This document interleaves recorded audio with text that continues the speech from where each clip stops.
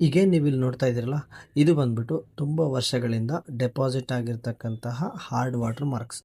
ಶೋರೂಮಲ್ಲಿ ಈ ಥರದ ವಾಟರ್ ಮಾರ್ಕ್ಸನ್ನು ನಿಮ್ಮ ಕಂಪ್ಲೀಟ್ ಕ್ಲಾಸಿಂದ ರಿಮೂವ್ ಮಾಡೋದಕ್ಕೆ ಏನಿಲ್ಲ ಅಂದರೂ 2,000-3,000 ರೂಪಾಯಿ ಚಾರ್ಜ್ ಮಾಡ್ತಾರೆ.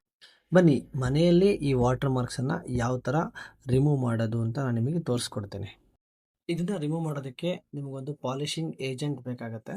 ಸೊ ನಾನು ವೇವೆಕ್ಸ್ನ ಪ್ರಿಫರ್ ಮಾಡ್ತೀನಿ, ಬಿಕಾಸ್ ನಾನು ಇದನ್ನ ನನ್ನ ಗ್ಲಾಸ್ ಮೇಲೆ ಟ್ರೈ ಮಾಡಿದ್ದೀನಿ. ರಿಸಲ್ಟ್ಸ್ ಕೂಡ ಚೆನ್ನಾಗಿ ಅನ್ನಿಸ್ತು. ಅದರದ್ದು ಪ್ರಾಡಕ್ಟ್ ಲಿಂಕ್ ನಾನು ಡಿಸ್ಕ್ರಿಪ್ಷನಲ್ಲಿ ಕೊಟ್ಟಿರ್ತೇನೆ.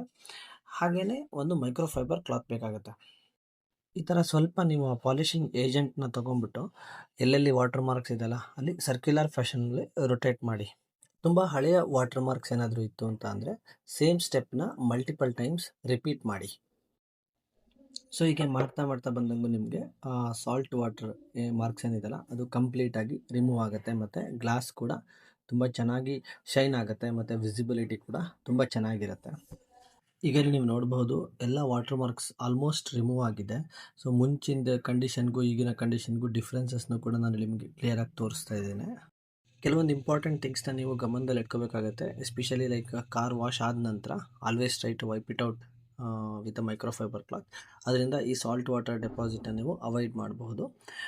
ಯಾವಾಗಲೂ ನೀವು ಮೈಕ್ರೋಫೈಬರ್ ಕ್ಲಾತ್ನೇ ಯೂಸ್ ಮಾಡಬೇಕಾಗತ್ತೆ. ಈ ಸ್ಟೀಲ್ ವೂಲ್ ಆಗಿರ್ಬೋದು, ಸ್ಕ್ರಬ್ಬರ್ ಆಗಿರ್ಬೋದು, ಅಥವಾ ನೈಫ್, ಇವು ಯಾವುದನ್ನು ಯೂಸ್ ಮಾಡೋಕ್ಕೆ ಹೋಗಬೇಡಿ.